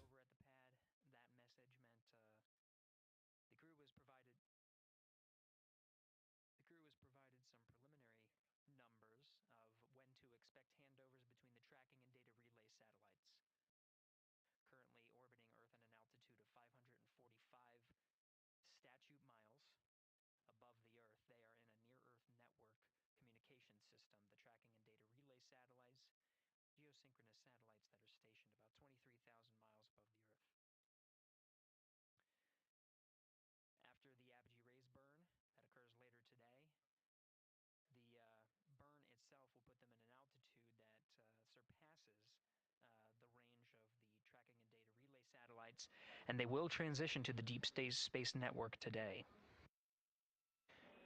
And Integrity, for prop messages, we see 2 temperature measurements right near the line. It's that momentary message you saw earlier. We're going to suppress those. It's CM helium heater 2T1 and heater 1T1. They're going suppressed. Integrity, thank you. We see the same.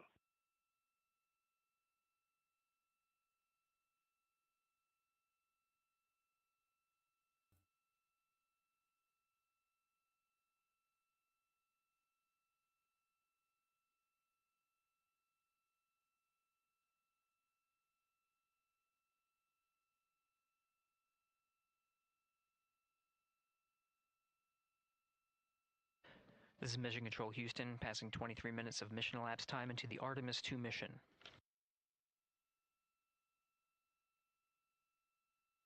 This is after a launch that began at 5:35 and 12 seconds Central Time, 6:35 and 12 seconds p.m. Eastern Time. Right now, the orientation you're seeing from our aero visualization that translates some of the telemetry that we're getting from the spacecraft and puts it into a model so you can follow along on some of the milestones that we are following here. The RL-10 nozzle that you see at the left end of your screen, though it is currently not firing, that nozzle is pointed towards the sun, and the solar arrays are currently deploying. From this visualization, they look fully stowed in a position. Integrity, we are happy to report that Jeremy has the O2 sensors on. Copy O2 sensors.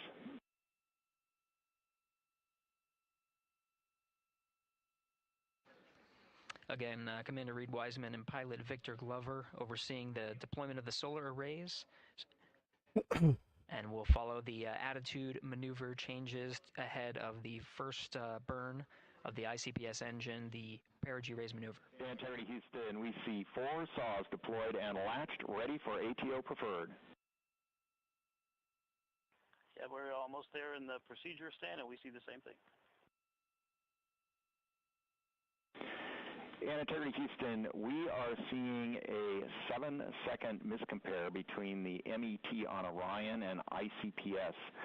We'd like you to read us the MET from your center status bar and for the ICPS on StackSum.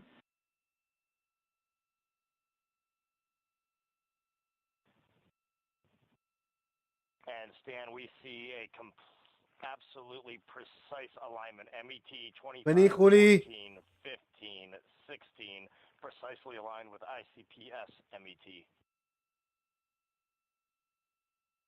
Copy, thank you for that. We'll investigate a ground issue. And Houston Integrity, ATO preferred set. Copy, ATO preferred.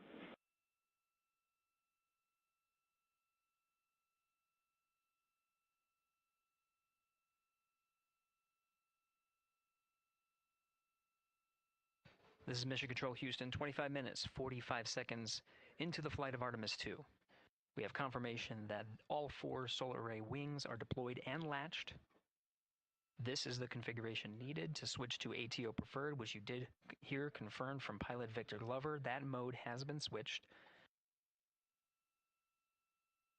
was also a discussion with Capcom Stan Love and Commander Reed Wiseman about the alignment of the MET clocks on the Orion spacecraft and the ICPS. Commander Reed Wiseman confirmed the clocks are in sync, no issues, they're going to investigate it on the ground.